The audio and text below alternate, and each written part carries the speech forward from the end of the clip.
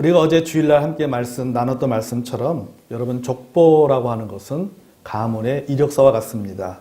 또 그 가정의 그 가문의 역사와 같은 것이 족보입니다. 그래서 이 족보 속에는 수없이 많은 사람들의 이름이 기록되어 있습니다. 그래서 어떤 경우에는 소위 근본이 있는 양반 가문 또는 우리는 뼈대 있는 가문이라고 하는 것을 강조하기 위해서 사람들은 족보를 이야기하고 때로는 족보를 위조하거나 또 가문의 불명예를 가져다 준 사람들의 그러한 이름을 족보에서 삭제하는 그런 경우도 있습니다. 소위 족보에서 이름을 뺀다라고 얘기하죠. 너 같은 놈은 또 너 같은 뭐는 우리 가문을 더럽힌다 해가지고 족보에서 이름을 뺀다. 또 다른 말은 호족에서 이름을 판다. 그런 표현을 쓰기도 합니다. 예수님 당시에 헤롯 대왕 같은 경우에도 자신의 족보에 대한 불만이 많았던 사람입니다. 그는 정통 유대인이 아닙니다. 그럼에도 불구하고 그는 자신이 정통 유대인이라는 것을 사람들에게 항상 이야기했습니다. 왜냐하면 자신이 왕위를 받은 것에 대해서 정통성을 드러내기 위해서 나는 정통 유대인이다. 그래서 실제로는 정통 유대인 가정의 여자를 자기의 그 아내로 왕비로 삼는 그런 일들도 있었습니다. 그리고 이런 것들을 자기가 전통 유대인이라고 하는 것을 인정받기 위해서 자신의 출신에 대해서 부정적인 이미지를 제공하는 많은 사람들을 족보에서 다 빼버렸습니다. 족보에서 그 이름들을 삭제시키는. 그래서 자신이 그들과 관계가 없음을 아무도 모르게 하기 위해서 자신이 유대인이라고 하는 것에 대해서 유대인 혈통이라고 하는 것에서 부정적인 이미지를 주는 사람들의 이름을 족보에서 빼고 때로는 위조하는 그런 일들도 역사에 보면은 나옵니다. 그런데 예수님의 족보는 좀 다릅니다. 예수님의 족보는 아주 충격적인 족보입니다. 사실은 제가 오늘 설교의 제목을 엮이는 가문 또 엮이는 가정의 성탄이라고 했는데 아주 적나라하게 사실은 제목을 제가 정했다가 이건 좀 그런 것 같다. 이렇게 제가 생각해 봤어요. 아주 극단적으로 표현한다면은 콩가루 집안의 성탄이다. 그렇게 되었어요. 콩가루 집안의 성탄이다. 자, 왜 그러냐? 여러분, 예수님의 족보를 우리가 봅시다. 예수님의 족보는 사실 그 족보 속에 들어가 있는 이름들을 그 몇몇을 살펴보면요. 상당히 충격적인 내용들이 많이 나옵니다. 우선 예수님의 족보는 남성들만 이름이 기록되는 것이 보통 족보는 북의 사회잖아요. 그러니까 남성 중심으로 기록되어지는 것이 족보인데 예수님의 족보에는 여자가 5이나 기록이 되어져 있습니다. 여자가 5이나 들어가 있습니다. 모두 다 예수님의 조상입니다. 그 당시 문화에서 여성은 아웃사이더입니다. 사람 취급도 받지 못하는. 그래서 여러분 알다시피 여자는 인구 숫자에도 들어가지 않을 정도로 굉장히 문화적으로 소외된 사람들이 바로 여자입니다. 그런데 인구 숫자에도 들어가지 않는 소위 말해서 사람 취급도 받지 못하는 그런 여자들의 이름이 5명이나 예수님의 족보 속에 들어가 있다라고 하는 것입니다. 게다가 이 족보에 이름이 들어가 있는 이 5 여자들을 보면 대부분이 이방인입니다. 유대인이 아니에요. 다말과 라합은 가나안 사람입니다. 그 다음에 룻은 모압 사람입니다. 고대 유대인들은요, 이런 그 이방인들을 뭐처럼 부정하게 여겼습니다. 또 개처럼 여겼습니다. 그래서 유대인들이 하나님 앞에 감사하는 것 중에 뭐냐면은 이 여자로 태어나지 않은 남자들이 여자로 태어나지 않고 남자로 태어난 것에서 감사합니다. 또 하나는 뭐냐면 여자로 태어나지 않고 남자로 태어난 것에서 감사합니다. 그리고 내가 유대인으로 태어난 거, 이방인으로 태어나지 않고 유대인으로 태어난 것에서 감사했습니다. 그럴 정도로 하나님 앞에 감사를 할 정도로 여성들이라고 하는, 특별히 또 이방인들에 대해서는 그들이 굉장히 아주 짐승처럼 생각을 했다라고 하는 사실이죠. 그래서 이방인들은 성막이나 성전에 들어가서 예배할 수가 없습니다. 자, 이렇게 인종적인 차별을 받고 있는 아웃사이더와 같은 그들이 예수님의 족보에 버젓이 들어가 있다라고 하는 것입니다. 뿐만 아니라 이 여자들의 이야기를 보면 그렇게 긍정적인 이야기가 아닙니다. 3절을 보겠습니다. 유다는 다말에게서 베레스와 세라를 낳았다. 다말이 누굽니까? 시아버지 유다를 속여서 자신과 동침하게 만드는 여자입니다. 시아버지와 며느리가 관계를 맺은 것입니다. 근친상간이죠. 하나님의 법에 어긋납니다. 예수님은 세라의 후손이 아닙니다. 예수님은 베레스의 후손임에도 불구하고 굳이 베레스와 세라를 족보 속에서 병기해 놓고 있습니다. 거기에 다말까지 포함시켰습니다. 바로 이런 엮이는 가정에서 이 엮이는 가정에 메시아가 오신 것입니다. 이런 엮이는 가정에서 예수님이 탄생했다라고 하는 것입니다. 그럼 라합은 누굽니까? 우리 라합 하면 생각 누구예요? 기생? 라합. 여러분 그녀의 직업은 뭡니까? 기생입니다. 좋은 말로 기생, 나쁜 말로 하면은 몸을 파는 여자. 그러니까 예수님의 족보에는 누가 들어가 있어요? 몸을 팔았던 여자의 이름도 들어가 있다. 라고 하는 것이죠.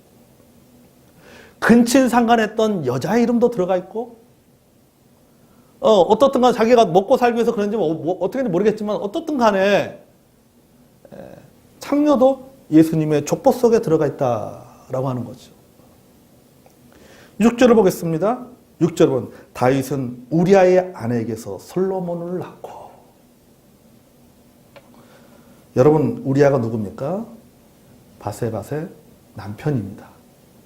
다윗의 충성스러운 부하가 우리아입니다. 다윗이 자신을 죽이려던 그 사울을 피해 도망 다닐 때 광야까지 따라와서 다윗의 편이 되어줬던 아주 충성스러운 부하가 바로 우리아입니다. 목숨을 걸고 다윗의 생명을 지켜준 용사 중에 한 사람입니다. 심지어 다윗은 그에게 목숨을 빚졌습니다. 세월이 흘러서 다윗이 왕이 올랐습니다. 다윗은 자신의 충성스러운 부하인 우리아의 아내 바세밧을 탐했습니다. 그리고 결국 그녀와 동침했습니다. 그리고는 자신의 범죄가 드러날 것이 두려워서 아주 교묘하게 우리아를 전쟁터에서 죽게 만든, 맨 앞에 서게 만들잖아요. 자, 우리아를 전쟁터에 나갔을 때 맨 앞에 서게 해라. 그리고 우리아가 돌격 앞에 하면은 너희들은 뒤로 쭉 빠져라. 이런 거죠. 그러니까 우리아만 혼자 뭐예요? 돌격 앞에 하고 앞에 나가고 다른 병사들은 뭐예요? 뒤로 쭉 빠져버린 거죠. 그러니까 집중적인 공격을 받을 수밖에 없는 것이죠. 다윗이 자신의 범죄를 숨기기 위해서 자신의 충성스러운 부하였던 우리아를 전쟁터에서 아주 교묘하게 완전 범죄로 죽였던 사람이 바로 다윗입니다. 그리고 그가 죽고 난 이후에, 그리고 후에 그 둘 사이에서 아들이 태어나는데 그가 바로 솔로몬입니다. 솔로몬이 태어나죠. 예수님은 이런 부끄러운 역사를 가지고 있는 가문에 바로 솔로몬의 후손으로, 육신적인 후손으로 예수님께서 태어났다라고 하는 것입니다. 여러분, 왜 우리는 여기서 한 가지 우리는 하나의 질문을 던집니다. 왜 밧세바라는 이름을 빼고 우리아의 아내라고 기록을 했을까라고 하는 것이죠. 다른 사람들하고 유독 우리아의 아내에게서 이렇게 표현하고 있어요. 우리아의 아내에게서. 오히려 이렇게 표현하면 되는, 오히려 밧세바가 솔로몬을 낳고, 이렇게 이야기하면은 다윗이 잘못한 것에선 어떻습니까? 어떻든가 이렇게 덮어진단 말이죠. 그 과거를 아는 사람은 알겠지만은 후손들 같은 모르는 사람들은 그냥 넘어갈 거란 말이죠. 밧세바시 솔로몬을 낳았구나. 이렇게 생각할 수 있는데, 그럼 다윗의 치부가 드러나지 않았을 것입니다. 그런데 마태복음에서는요, 우리아의 아내에게서 솔로몬을 낳고 라고 얘기하고 있어요. 이렇게 기록을 하면서 보니까 우리아의 아내임을 강조하고 있습니다. 그 말은 뭡니까? 다윗이 부정을 저질렀다라고 하는 것을 말해주고 있는 것이죠. 다윗의 치명적인 흠을 드러내고 있습니다. 다윗이 어떤 죄를 범했는지에 대해서 짐작해 볼 수 있도록 기록을 했다라고 하는 것입니다. 여러분, 이것이 무엇을 말합니까? 바로 이런 가문의 후손에서 예수님이 태어나셨다라고 합니다. 엮이는 가정에서 도덕적으로 치명적인 오류를 갖고 있는 가문의 혈통을 통해서 누가 오셨냐? 메시아가 오셨다. 하나님의 본체가 하나님께서 성육신하셨는데 그 성육신하기 위해서 그 육신을 입고 온 그 가문이 어디냐 하면은 엮이는 가정의 가문을 통해서 도덕적으로 치명적인 오류가 있는 그 가문을 통해서 예수님께서 탄생했다는 것입니다. 예수님의 족보에는 도덕적인 아웃사이더들이 있습니다. 간음과 근친상간, 매춘을 저지른 남녀가 있습니다. 예수님의 육신적인 조상인 유다도 다윗도 도덕적으로 실패한 사람입니다. 요새로 표현한다면 인터넷 포털 사이트의 실검 1위에 오를 수 있는 그런 일을 저지른 사람들입니다. 뿐만 아니라 문화적인 아웃사이더들, 인종적인 아웃사이더들, 또 성적인 아웃사이더들도 있습니다. 그러니까 모세 율법으로 따지자면 모두 하나님의 존전 앞에 나갈 수 없는 사람들입니다. 부정한 사람들입니다. 그러니까 어떻게 보면은 이 예수님께서 그 탄생하신 예수님의 그 족보를 보면은 거기에 나온 대부분의 사람들은 하나님의 앞에 나갈 수 없는 부정한 사람들이에요. 돌에 맞아 죽어야 될 사람들입니다. 그럼에도 불구하고 그들은 예수님의 조상이 되었다. 여러분, 이것은 무엇을 의미합니까? 어느 누구도 죄시키지 않는 차별이 없는 하나님의 은혜를 말해주고 있는 것입니다.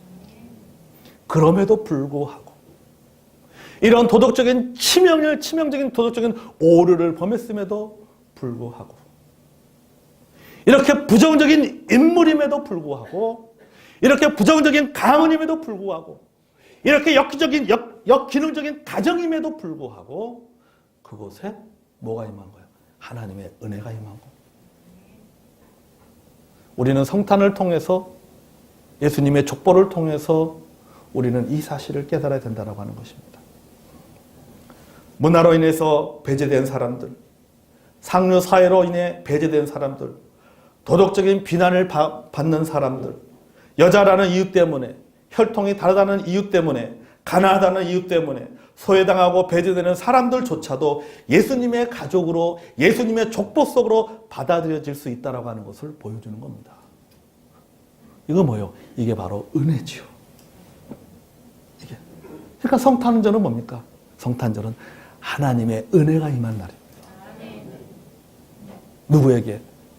우리 모든 인간들에게 뿐만 아니라 나에게 하나님의 은혜가 임한 날이 바로 성탄절입니다.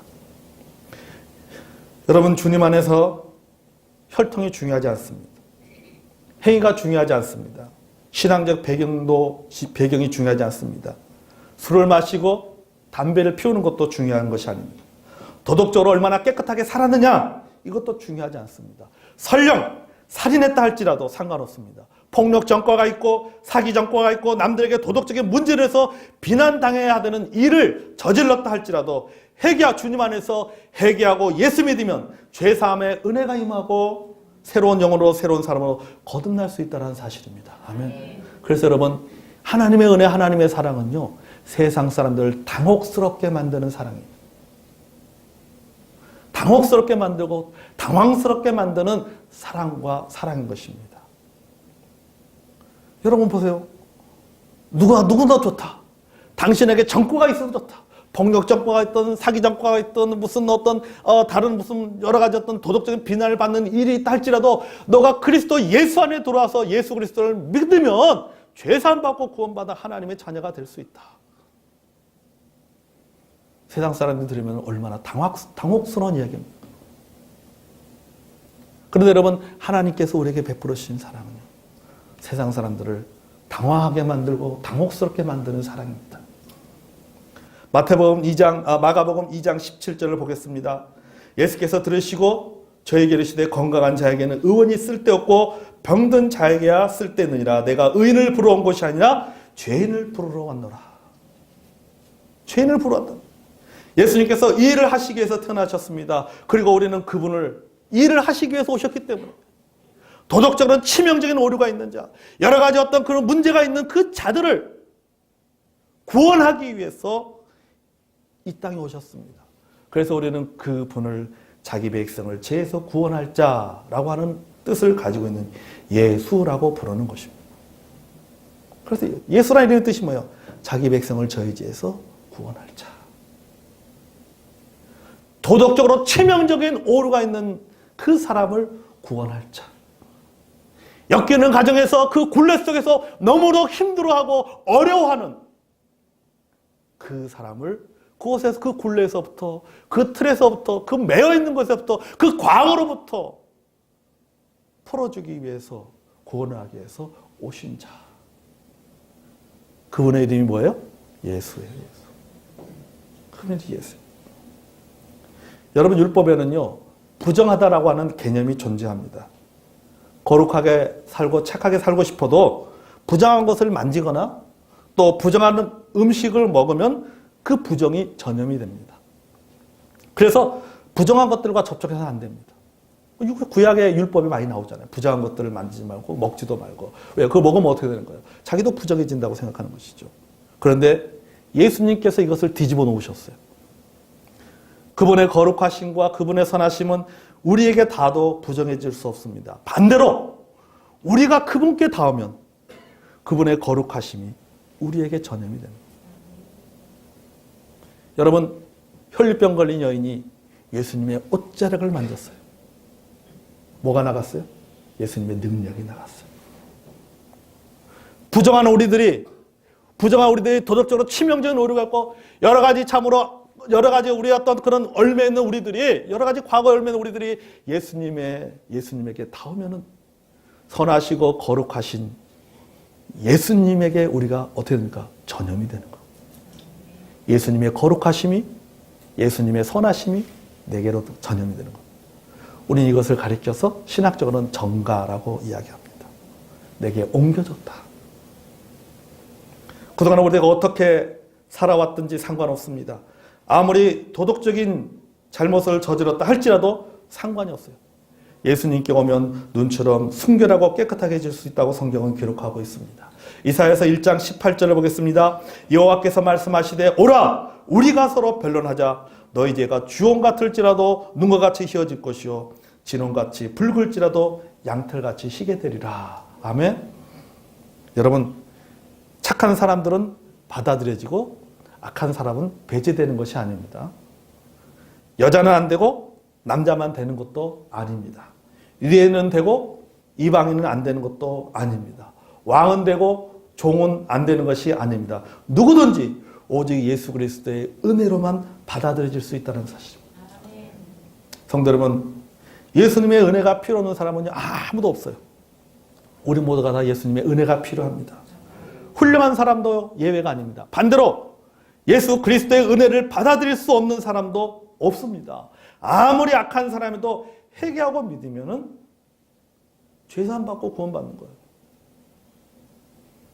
이게 뭡니까? 이게 바로 카리스마죠. 은혜 아닙니까? 세상에서는 세상 사람들 어떻습니까? 우리가 했잖아요. 이 세상의 법칙은요 카르마의 법칙으로 운영된다고 했습니다. 업이라고 하는 법칙, 주는 대로 받는 그 법칙, 카르마의 법칙으로 이 세상은 운영이 되지만은 그러나 하나님께서 우리에게 뭘 베푸시는 거예요? 카르마의 세상 속에서 우리에게 카리스마의 은혜를 베푸시는. 그럼에도 불구하고 이런 오류가 있음에도 불구하고 이런 과거가 있음에도 불구하고 이런 상처가 있음에도 불구하고 하나님 우리를 받아주십니다. 그래서 여러분 하나님의 은혜가 필요하지 않는 사람은 아무도 누구든지 오라. 목마른 자도 오라. 배고픈 자도 오라. 예수 그리스도 안에서는 창녀와 왕, 남자와 여자, 유대인과 이방인, 서로 다른 민족이나 인종, 도덕적인 사람이나 부도덕한 사람 모두가 다 대등하고 동일한 대접을 받습니다. 똑같이 잃어버린 죄인이고 똑같이 하나님의 사랑을 받아야 될 사람이라는 사실입니다. 우리는 성탄을 통해서 우리는 이것을 깨달아야 될 줄로 믿습니다. 여러분 예수님께서 왜 이 땅에 오셨습니까? 일을 하기 위해서 오셨잖아요. 그래서 저는 이런 의미에서 볼 때 예수님께서 탄생하신 장소에도 의미가 있다고 생각을 해요. 여러분 예수님께서 어디에서 탄생하셨습니까? 부잣집에서요? 시설이 잘 되고 깨끗한 집에서요? 5성급 호텔에서 예수님께서 태어나셨나요? 아니, 그럼 예수님께서 5성급 호텔도 아니고 부잣집도 아니고 어떤 그런 왕족의 가문으로 태어나지 않고 그러면은 예수님께서 아주 평범한 가정집에서 태어나셨나요? 아닙니다. 예수님께서 태어난 장소가 어디예요? 말구유에. 구유에서 태어나셨어요. 가장 낮고 낮은 자리, 가장 지저분한 자리에서 말똥 냄새가 나고 빈대들이 울거리고 쥐들이 돌아다니는 비위생적이고 썩은 냄새가 진동하는 곳에서 예수님이 태어나셨다라고 하는 겁니다. 저는 장소에도 저는 의미를 두고 싶어요. 그래서 왜 예수님께서 이런 냄새나고 더러운 곳에서 비위생적인 곳에서 왜 예수님께서 그곳에서 탄생을 하셨을까? 가만히 생각해 보니까요. 왜 그랬을까? 옛날에 그렇게 별 생각을 가만히 생각해 보니까 우리에게도 여러분, 우리 주변에도 여러분 냄새나는 사람들이 있습니다. 냄새나는 사람들이 있습니다. 역겨운 냄새를 풍기는 사람들이 있습니다. 우리가 다가가기에 참으로 거북스러운 사람들이 있습니다. 그런 아픔이 있는 사람들이 있고 그런 과거가 있는 사람들이 있고 그런 곳에 얽매여서 살아가는 사람들이 있습니다. 사람들에게 인정받지 못하는 사람, 비난당하는 사람, 썩은 냄새가 나는 사람, 잘 곳이 없어서 이리저리 방황하는 사람들도 구원받을 수 있도록 그리고 하나님의 은혜로 새로운 인생을 살아갈 수 있도록 하기 위해서 저는 예수님께서 말구유에서 태어나셨다고 믿습니다. 여러분, 성탄절은요, 죄인이 주님 안에서 의인이 될 수 있는 출발점이 되는 날입니다. 악인이 선인이 될 수 있고 소외당하고 비난당하는 이웃, 소외당하고 비난당하는 아웃사이더와 같은 사람이 인사이더가 될 수 있는 출발점이 되는 날입니다. 이런 날이 주어졌는데 여러분, 어찌 여러분 우리가 감사하지 않을 수 있겠습니까? 어찌 찬양하지 않을 수 있겠습니까? 여러분, 성탄절이 있었기 때문에 우리 인생의 변화도 일어날 수 있다는 사실을 기억하시길 바랍니다. 아멘. 성탄절날 내 인생을 변화시키고 예수님의 가족이 되게 해 주신 것에 대해서 여러분 하나님께 감사하시기를 바랍니다. 그리고 아직 죄책감에 빠져 있는 분들, 내가 도덕적인 잘못을 인해서 마음에 큰 짐과 흠을 가지는 가운데 살아가고 있는 분들, 여러분 예수님 앞에 나오시기를 바랍니다. 그래서 우리 주님 베푸시는 은혜를 경험하는 여러분이 되시기를 바랍니다. 예수님의 가족이 될 수 있어요. 집안에요, 어떤 치명적인 잘못을 한 사람이 있으면요, 가족들은 그 사람을 부끄러워합니다. 안 그래요? 그 형제를 부끄러워합니다. 그 자매를 부끄러워합니다. 그 부모를 부끄러워하고 그 자녀들을 부끄러워합니다.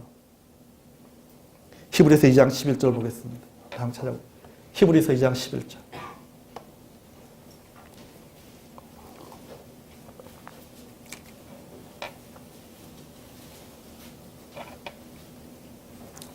히브리 2장 11절 같이 보겠습니다. 자, 시작. 거룩하게 하신 이와 거룩하게 함을 입는 자들이 다 한 근에서 난지라. 그러므로 형제라 부르기를 부끄러워하지 아니하시고. 아멘. 형제라 부르기를 부끄러워하지 아니하시고. 여러분, 예수님은 과거가 있다 할지라도 그리스도 안에 들어온 사람들에 대해서는 부끄러워하지 않는다라고 하는 거죠. 육신의 가족은 부끄러워합니다. 우리 집안에 이런 사람이 있는 것에 대해서 부끄러워합니다. 이런 아들이 있고 이런 부모가 있고 이런 형제가 있는 것에 대해서 부끄러워합니다. 이런 사람들과 가족이라는 것에 대해서 부끄러워합니다. 하지만은 주님은 말합니다. 형제라 부르시기를 부끄러워하지 아니하시고. 부끄러워할 필요가 없다는 것입니다. 여러분이 부끄러워하는 것이 무엇입니까? 도덕적인 결함이나 도덕적인 흠이 무엇입니까? 예수님 앞에 나오시길 바랍니다. 하나님의 가족이 되고 예수님의 가족이 되시기 바랍니다. 예수님은 부끄러워하지 않습니다. 그렇기 때문에 우리는 하나님의 은혜의 보좌 앞에 담대히 나갈 수가 있는 것입니다. 그럼에도 불구하고 여러분이 집사님들 앞에 나와서 대표 기도할 때 잘하는 기도 중에 하나가 뭡니까? 지난 한 주간 참 죄인처럼 살다가 주여 저희를 용서하여 주시옵소서. 그러잖아요. 우리가 세상 그렇게 살아가지 않습니다. 여러분 예배 드릴 때 우리가 하나님의 자녀처럼 그렇게 살지만 예배당을 나가는 그 순간 일주일 동안 열심히 잊어먹고 살아갑니다. 열심히 또 주님 뜻대로 살기로 했는데 찬송했고 나가서는 내 뜻대로 살기로 했네. 열심히 살아가요. 그리고 다시 또 주일날 교회 와가지고 주님 뜻대로 살기로 했는데 내 뜻대로 내 뜻대로 살았습니다. 용서해 주십시오. 그렇게 기도하고 또 나가면은 내 뜻대로 살기로 했네 하고 또 살아가고. 그럼에도 불구하고 우리 주님은 부끄러워하지 않는다는 사실입니다. 아멘. 하나님의 은혜예요.